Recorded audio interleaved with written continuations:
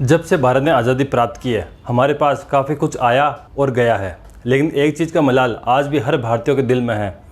हम बात कर रहे हैं दुनिया के सभी हीरों में सबसे पुराना, प्रसिद्ध और कीमती हीरा कोहिनूर के बारे में, जिसे ब्रिटेन की महारानी ने आज भी अपने ताज की शोभा बना रखा है।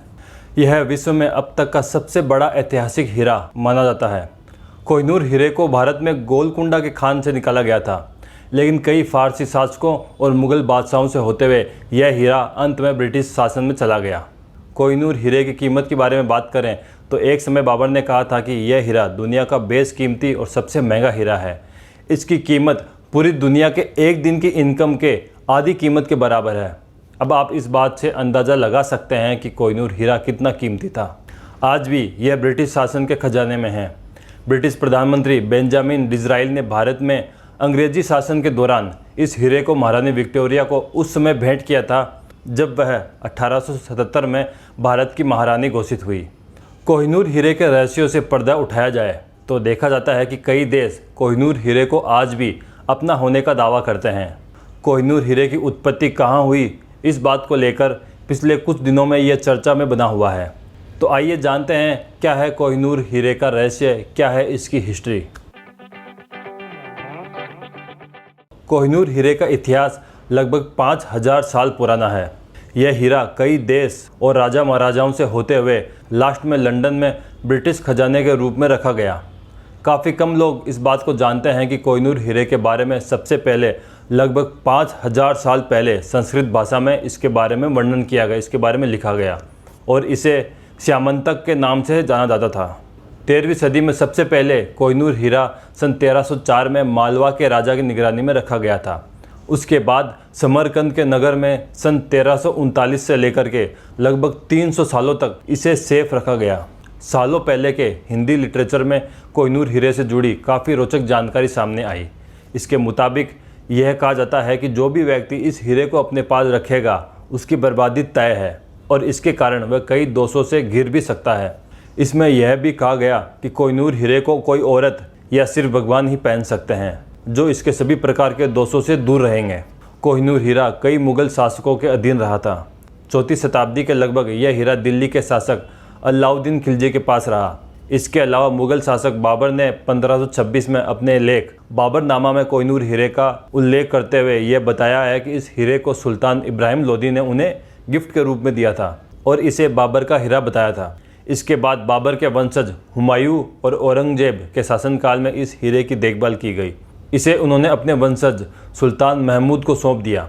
उस समय सुल्तान महमूद ने कई राज्यों को अपने अधीन किया हुआ था। 1739 में पर्शिया के राजा नादिर शाह भारत आया और उसने सुल्तान महमूद को हराकर उसके राज्य पर शासन किया।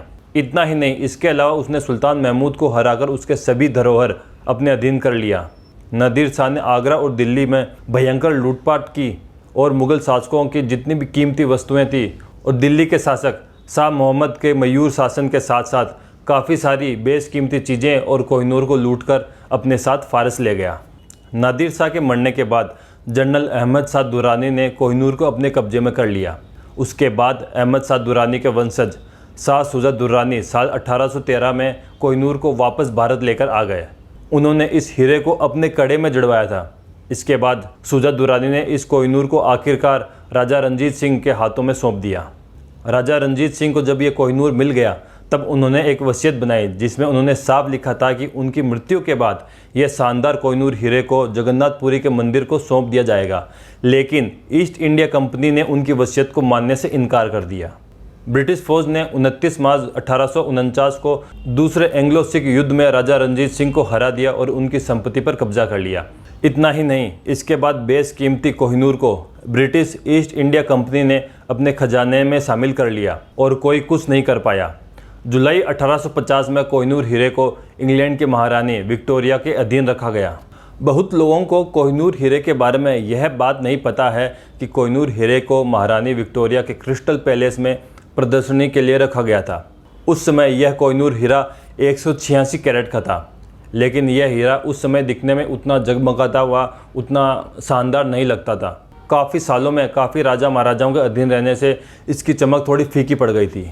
यह देखकर महारानी विक्टोरिया के पति प्रिंस अल्बर्ट काफ़ी निराश हुए इसी वजह से 1852 में प्रिंस अल्बर्ट ने डच के जौहरी मिस्टर केंटर को कोहिनूर को दोबारा से चमकदार बनाने का काम सौंपा, जिस वजह से उसने कोहिनूर हीरे को काट करके 105 कैरेट का बना दिया।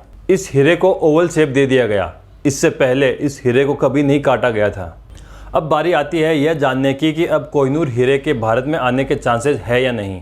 वीडियो में आगे बढ़ने से पहले आपको क्या लगता है हमें कमेंट बॉक्स में ज़रूर बताइए। जैसा कि हमने पहले भी बताया था, आज भी कोहिनूर हीरे पर कई देश अपना हक जताते हैं। एक तरफ भारत इसे अपनी प्रॉपर्टी बताता है, वहीं दूसरी तरफ ब्रिटिश सरकार रणजीत सिंह के द्वारा लाहौर संधि के दौरान इसे ब्रिटिशों को सौंप दिया गया तोहफा बताते हैं। 1947 में भारत की आज़ादी से ही कोहिनूर हीरे को वापस लाने की बात कही गई थी। इसके बाद क्वीन एलिजाबेथ सेकंड के पॉलिटिकल टाइम के दौरान भी भारत ने 1953 में कोहिनूर हीरे की मांग की थी, लेकिन ब्रिटिश सरकार ने इसे अपना हक बताकर हर बार भारत की सभी दलीलों को खारिज कर देती है। आपको जानकर हंसी भी आएगी कि 1976 में पाकिस्तान ने भी कोहिनूर पर अपना हक बताया था। इसके बाद भारतीय संसद में साल 2000 में कोहिनूर पर भारतीय दावा किया और ब्रिटिश सरकार पर आरोप लगाया कि ब्रिटिश सरकार ने इसे इल्लीगली हासिल किया है। इसके अलावा अफगानिस्तान भी इस हीरे पर अपना हक जताया है। उसका कहना है कि कोहिनूर अफगानिस्तान से भारत गया था, उसके बाद भारत से ब्रिटेन। 2010 में ब्रिटेन के उस समय के प्रधानमंत्री डेविड कैमरून ने कोहिनूर को लौटाने के बारे में कहा था कि यदि ब्रिटिश सरकार प्रत्येक देश के दावे को सही मानते हुए अपनी सारी कीमती रत्नों को वापस लौटाती है तो इससे ब्रिटिश म्यूजियम खाली हो जाएगा। फरवरी 2013 में उन्होंने भारतीय दौरे पर कोहिनूर को लौटाने से इनकार कर दिया। इसके बाद अप्रैल 2016 में भारत ने ब्रिटेन पर कोहिनूर लौटाने की याचिका दर्ज करवाई।